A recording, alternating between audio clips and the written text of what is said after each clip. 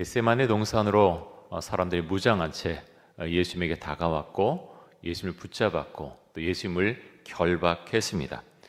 여러분, 결박을 어떤 사람에게 하는 것입니까? 중범죄를 지은 사람에게 결박을 하는 것이죠. 근데 이들은 사실 죄를 짓지 않은 예수님에게 다가와서 예수님을 결박을 했습니다. 대제사장들과 장로들과 바리새인들은 예수님이 안식일을 범했다, 또 신성 모독죄를 지었다라고 주장을 했죠. 그래서 이런 죄를 지은 사람은 죽여야 마땅하다, 그렇게 주장을 했습니다. 하지만 여러분, 이들의 주장은 옳지 않죠. 예수님은 안식일을 범한 적이 없습니다. 안식일에 사람을 고치는 것, 그것은 하나님의 뜻이었고 하나님의 은혜입니다. 이들은 성경을 이해하지 못했죠. 또 하나님의 아들이신 예수님에게 신성 모독죄를 그렇게 씌운다고 하는 것, 얼마나 어리석은 모습입니까? 사랑하는 성도 여러분, 예수님을 잘 믿고 또 말씀에 순종하는 사람들이 예수님처럼 그가 살아가는 사회 속에서 오해받고 또 어려움을 받을 수도 있습니다. 요즘 대한민국 사회 분위기가 이 정도까지는 아니지만 사실은 어떤 잘못하지 않았는데 교회 다닌다 그러면 색안경을 끼고 바라보는 사람들도 우리가 간혹 만나는 경우가 있습니다. 그러면서 불이익을 주려고 하는 사람들을 만날 수도 있죠. 여러분, 이슬람 국가에서는 어떻습니까? 사우디아라비아나 아프가니스탄이나 수많은 이슬람 국가에서 사실 예수님을 믿는다는 말을 하기가 어렵죠. 그 말 한마디 때문에 잘못하면 죽임을 당할 수도 있기 때문에 그렇습니다. 실제로 죽임을 당하지 않는다 할지라도 마치 예수님께서 결박당하신 것처럼 결박당한 사람처럼 사회 속에서 차별을 당하고 살아가는 경우도 얼마나 많은지 모릅니다. 이스라엘에는 예수를 믿는 메시아닉 주들이 있죠. 예수를 믿는 유대인들을 가리켜서 메시아닉 주라고 말하는데요, 이들은 보이지 않게 사회 속에서 차별을 당하면서 살아갑니다. 직장을 구할 때도 그렇고요, 직장에 들어가서도 눈에 보이지 않게 차별을 당하는 경우가 굉장히 많습니다. 또 몇몇 국가에서 보면 신분증에 종교를 쓰는 그런 국가들도 있습니다. 이 종교를 이 사람이 믿고 있다라고 쓰게 되어 있죠. 왜 그렇습니까? 특별히 기독교인들, 그 종교란에 기독교라고 써 있으면 사회 가운데서 많은 차별을 당합니다. 마치 결박당한 채 사회에서 살아가는 것이나 마찬가지죠. 여러분, 이런 걸 생각하면 저희는 대한민국에서 신앙생활하는 것 참 너무나 감사하죠. 어려움을 당한다고 그러지만 사실 이런 나라들에 비하면 우리는 정말 자유롭게, 정말 편하게 신앙생활을 하고 있습니다. 자, 오늘 말씀에 보면 예수님을 결박한 사람들은 예수님을 안나스에게 끌고 가는데요, 자, 13절과 14절 말씀 한번 보겠습니다.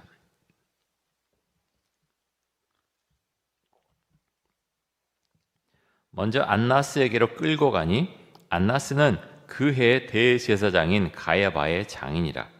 가야바는 유대인들에게 한 사람이 백성을 위하여 죽는 것이 유익하다고 권고하던 자로라.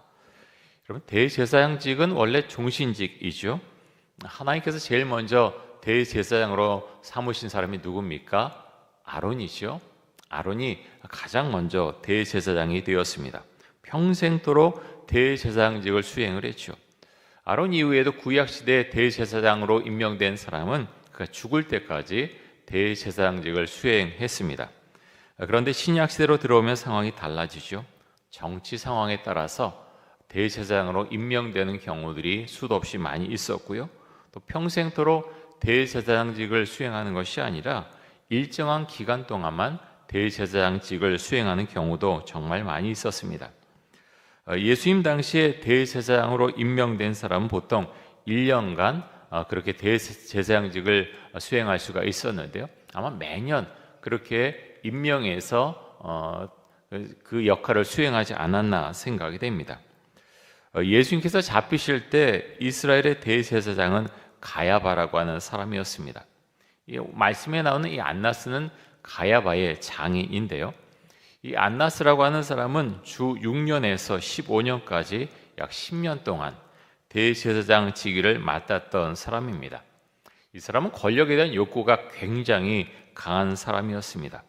그래서 자신이 대제사장에서 물러난 이후에 그의 아들 4명이 계속해서 대제사장 자리에 올랐고요. 그의 사위인 가야바라고 하는 사람도 대제사장 직위에 오르게 됩니다. 그만큼 막강한 권력을 갖고 있던 사람이 안나스라고 하는 사람이었습니다. 그래서 사람들은 예수님을 겟세마네 동산에서 잡아서 대제사장 가야바에게 데리고 가는 것이 아니라 가장 막강한 권력을 갖고 있었던 안나스에게 먼저 데려온 것이죠. 안나스와 가야바는 하나님과 백성을 위한 대제사장이 아니라 권력을 위해서 또 자신의 집안을 위한 대제사장들이었습니다. 여러분, 이런 사람들이 성경에 대해서 얼마나 알고 있었겠습니까? 하나님의 마음을 이들이 이해를 했겠습니까? 대제사장인 가야바는 사내들인 공회원들에게 예수를 죽여야 된다라고 주장을 했던 사람이죠. 가야바는 이런 말을 한 다음에 예수를 잡아서 죽이려는 계획을 또 세웠고 지금 그 계획을 실행하는 중에 있습니다. 예수님은 처음에 안나스라는 사람의 집에 붙잡혀 와서 신문을 당하시는데요. 자, 19절에서 22절까지의 말씀을 보겠습니다.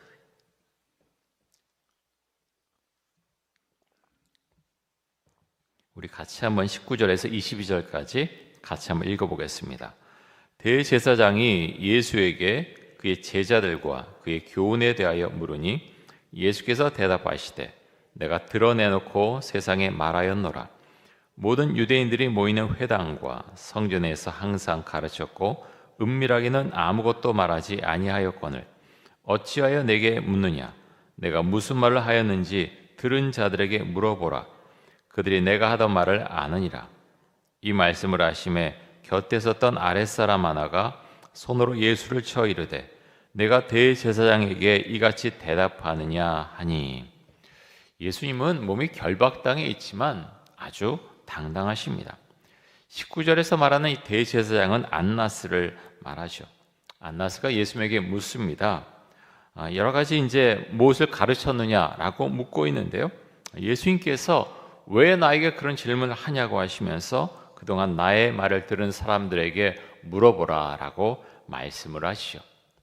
여러분, 예수님이 왜 이렇게 말씀하신 것일까요? 지금 안나스는 예수님께서 가르친 내용, 그 말씀을 생각하고 존중해서 지금 물어본 것이 아니죠. 예수님의 대답을 통해서 예수님에게 어떤 죄명을, 죄의 어떤 내용을 잡아내기 위해서 책 잡으려고 예수님에게 이 질문을 하고 있는 것입니다. 이런 것을 아시고 예수님께서 대답을 하신 것이죠. 그런데 그 대답을 들은 아랫사람 하나가 예수님을 때립니다. 대제사장에게 불손하게 대답했다는 이유 때문이었죠. 여러분, 이런 거 보면 세상에서의 일이 참 불공평하다, 참 불공정하다라는 생각을 하게 됩니다. 하나님의 아들에게 함부로 대하는 대제사장, 이 대제사장이 예수님보다 높이 떠받들여지는 그런 모습 보면서 세상의 모습이 어떨 때는 참 이렇다라는 생각을 하게 되죠. 여러분, 우리나라와 여러 나라의 정치를 보면 윤리와 도덕이 설 자리를 잃은 국가들이 정말 많다는 것을 우리 뉴스를 통해서 많이 접하게 됩니다.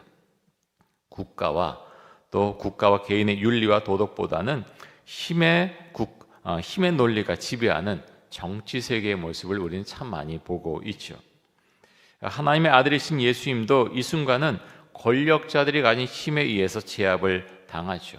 잘못한 것이 없지만 예수님이 결박당하셨고 신문당하시고 또 고문당하셨습니다. 지금도 우리는 참 괜찮지만요, 예수님을 믿는 사람들을 박해하고 죽이는 나라들이 있습니다. 북한이 대표적인 나라죠. 예수님을 믿는다고 말할 수도 없고 성경과 찬송을 갖고 있을 수도 없죠. 그것이 발각되면 정치 수용소로 끌려가고 또 처형을 당하기도 합니다. 중국도 기독교인들 얼마나 많이 탄압하는지 모릅니다. 저와 신학교에서 함께 공부했던 동기 목사님 두 분도 지금 차가운 중국의 감옥 안에 여러 해 동안 지금 갇혀 있습니다. 아무 잘못도 하지 않았지만 공산당의 말을 듣지 않는다는 이유 하나만으로 그렇게 죄명을 덮어씌워서 감옥에 가둬놓고 있습니다. 과격한 힌두 교인들이 기독교인들의 집을 태우고 또 기독교인들에게 폭력을 휘두르기도 하죠. 우리가 알지 못한 수많은 곳에서 폭력 때문에 어려워하는 기독교인들이 있습니다. 근데 여러분, 기독교 역사 가운데 수많은 순교자들이 있었지만, 하지만 그렇다고 해서 그렇게 어려움을 당했지만 믿음을 지키는 신앙이 끊겨진 적은 단 한 번도 없습니다. 사랑하는 성도 여러분, 우리도 우리 신앙을 굳건하게 지켜나가고요. 특별히 여러 국가에서 어려움을 당하고 있는, 박해를 당하고 있는 그리스도인들을 위해서 우리가 기도하고 또 후원할 수 있기를 원합니다. 자, 이어서 26절과 27절 말씀을 보겠습니다.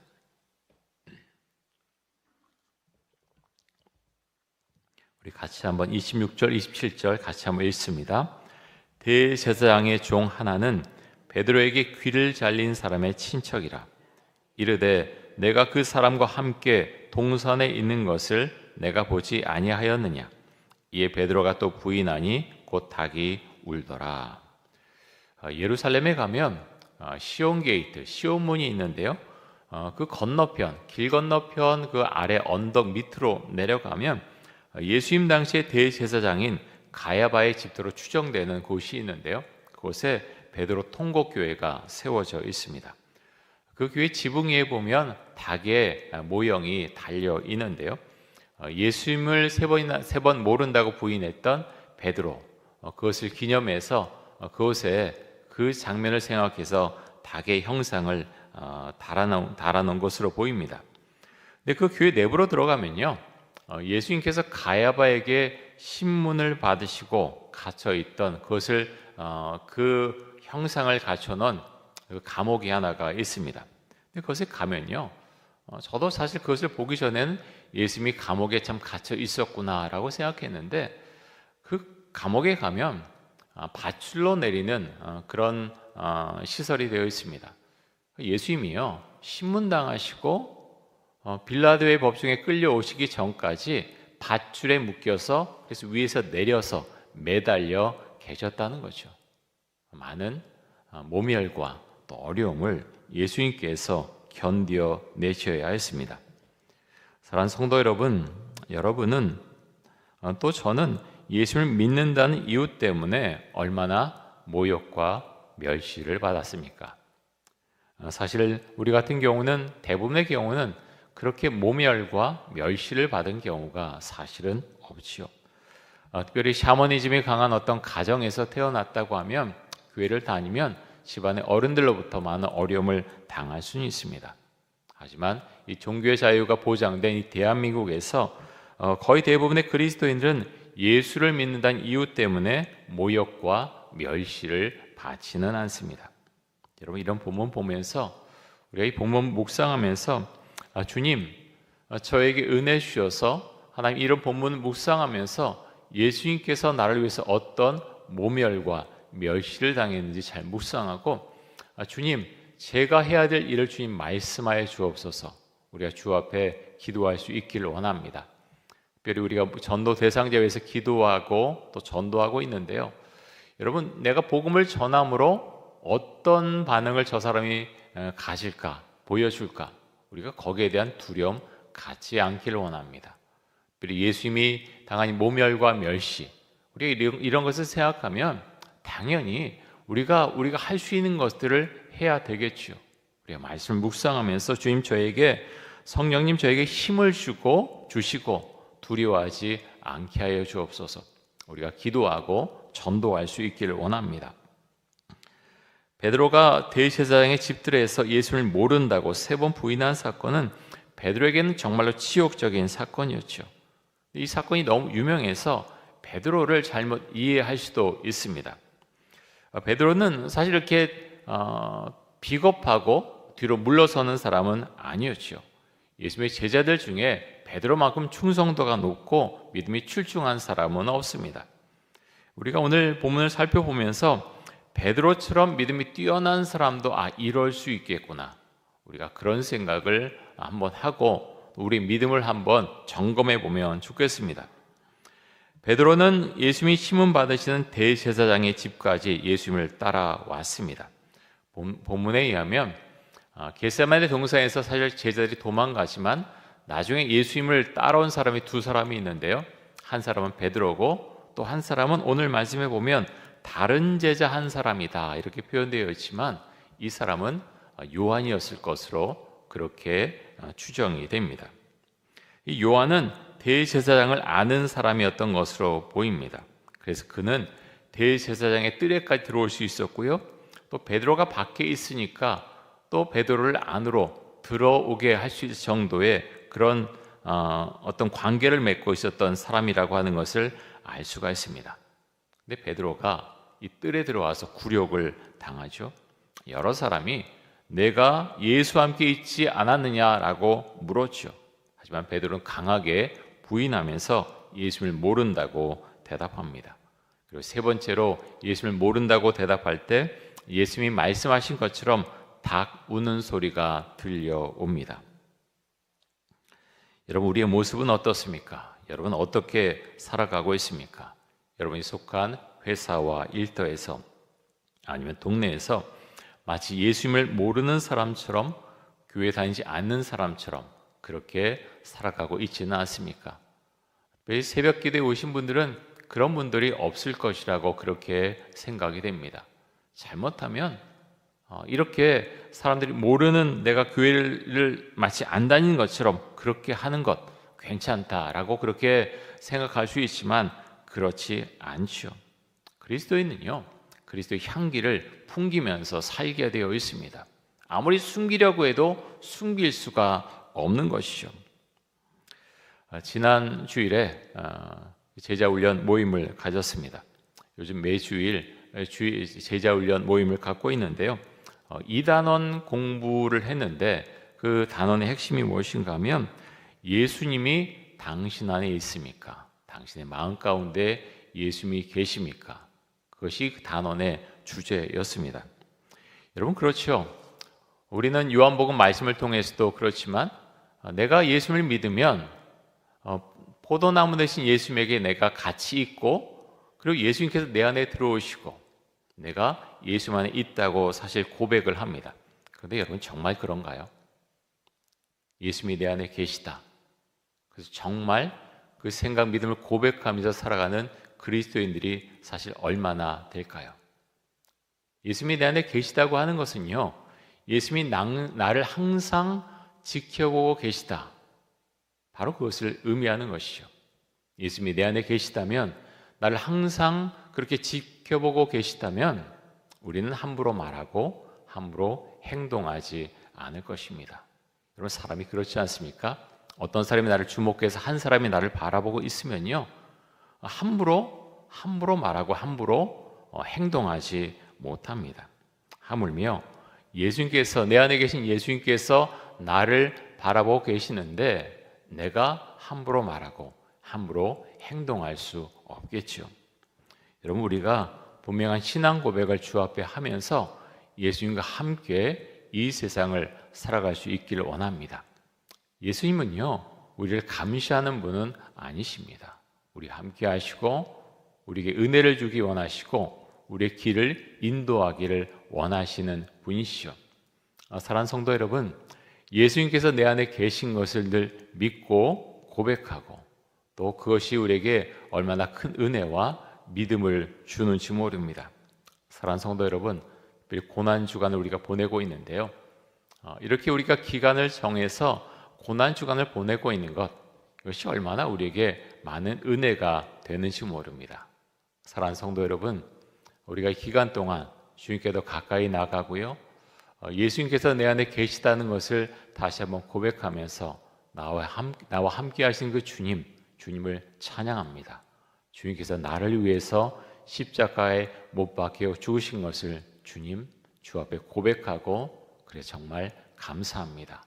우리가 주 앞에 기도하고 우리 자신에게 주어진 그런 십자가의 길을, 어떤 소명과 어떤 사명을 나에게 주셨는가 주 앞에 기도하고 그 소명, 사명을 피하지 말고 주님, 주의 은혜 가운데 제가 그 길을 걸어가겠습니다. 주 앞에 고백하고 그 길을 잘 걸어갈 수 있는 여러분과 제가 될 수 있기를 간절히 원합니다. 우리 함께 기도하겠습니다. 이 시간 기도할 때 그리스도인으로서의 정체성을 가지고 살아가게 하여 주옵소서. 예수님을 모르는 사람처럼 행동하지 않고 예수님을 자랑하는 사람이 되게 하여 주옵소서. 복음을 전할 때 두려워하지 않게 해주시고 예수님께서 받으신 모욕과 멸시를 생각하며 당당하게 복음을 전하게 하여 주옵소서. 특별히 박해를 당하는 그리스도인들을 위해서 기도하고 그들을 후원할 수 있도록 주님 은혜를 더하여 주옵소서. 우리 통성으로 함께 기도하겠습니다. 사랑의 주님, 오늘 말씀 가운데서 예수님께서 결박당하시고 사람들이 끌려가시고 또 대제사장의 뜰에서 신문 받으시는 그런 내용을 우리가 살펴보았습니다. 하나님 아버지여, 우리를 위해서 모욕과 멸시를 받으신 주님을 우리가 생각합니다. 하나님 아버지여, 우리는 자유로운 이 대한민국에서 살아가기 때문에 우리가 예수를 믿는다고 모욕과 멸시를 받지 않습니다. 하나님 아버지, 우리가 그런 것을 생각하면 하나님 아버지, 우리가 주님께 고개를 들지 못하겠습니다. 하나님 아버지요, 하지만 이 지구상에는 주님을 믿는다는 이유 때문에 모멸과 멸시를 받고 또 박해를 당하는 사람들이 아직도 많이 있습니다. 하나님 아버지요, 주께서 은혜를 그분들에게 내려주시고 우리가 그분들에게 또 관심을 갖고 또 기도하며 또 후원할 수 있기를 간절히 원합니다. 우리 가운데 믿음과 은혜를 주시고 하나님, 갈수록 예수를 믿는 사람들이 적어지는 이 한국 사회를 바라보면서 하나님, 이 나라가 어디로 가고 있는가 많은 고민과, 그래서 주님 주 앞에 더 나와서 기도를 하게 됩니다.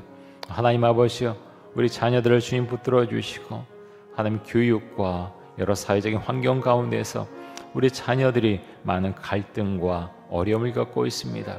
하나님 아버지, 우리에게 은혜와 믿음을 주옵소서. 주를 사랑하고 정말로 두려워하는 마음을 갖지 않고 복음을 전하도록 해주시고, 하나님이여, 주의 은혜 가운데 우리가 그리스도의 빛을, 향기를 드러내는 그런 삶을 살아갈 수 있기를 간절히 원합니다. 특별히 새벽 시간에 오신 우리 성도님들, 또 온라인으로 참여하고 있는 우리 성도님들 한 분 한 분 함께 해주시고, 하나님, 주의 나라를 위해서 헌신하는 성도들로 삼아주시기를 간절히 원합니다.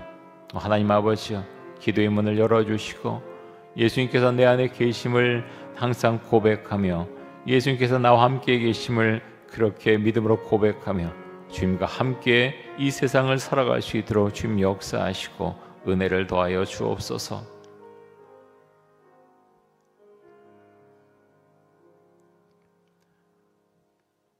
우리 함께 하시는 주님을 찬양하고 주님께서 내 안에 계심을 하나님 주 앞에 다시 한번 고백합니다. 우리 성도님들 한 분 한 분 힘과 용기를 주시기를 간절히 원합니다. 우리가 예수님을 믿고 사는 것이 얼마나 감사하고 또 은혜 가운데 있는 것인지 하나님, 우리가 인식하고 또 우리 믿음을 고백하고 우리가 가진 믿음을, 하나님, 그 믿음을 우리가 복음 전도로 그렇게 나타낼 수 있기를 간절히 원합니다. 사랑의 주님, 감사합니다.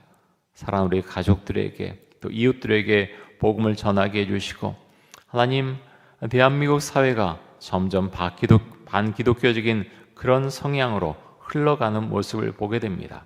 사람들은 종교 자체에 관심이 없고 자기 자신에게 집중하고 이 땅에서의 삶의 모든 것을 걸고 있는 그런 사람들이 점점 많아지고 있는 것을 보게 됩니다. 사랑의 주님, 이 땅에 긍휼과 자비를 베풀어 주옵소서. 교회들이 교회답게 다시 한번 세워지게 해주시고, 하나님 아버지여, 하나님께서 기뻐하시는 우리 자신의 모습들, 또 교회들이 될 수 있도록 주님 역사해 주시고 힘과 은혜를 더하여 주옵소서. 주님 감사합니다. 오늘도 주님과 동행하는 거룩하고 복된 날이 될 수 있도록 해주시고 주의 고난에 참여하는 그런 은혜가 우리의 삶 가운데 있게 하여 주옵소서. 감사드리며 예수 그리스도의 이름으로 기도드립니다. 아멘. 지금은 우리 주 예수 그리스도의 은혜와 하나님 아버지의 놀라우신 사랑과 성령의 교통하심이, 예수님께서 우리를 위해 당하신 모멸과 또 또 고난을 생각하고 묵상하며 주 앞에 기도하면서 믿음의 길을 가고자 하는 이 새벽 기도에 참여 모든 성도들과 그 가정들 위해 또 이천동 교회 위에 영원토록 함께 하시기를 간절히 축원하옵나이다. 아멘.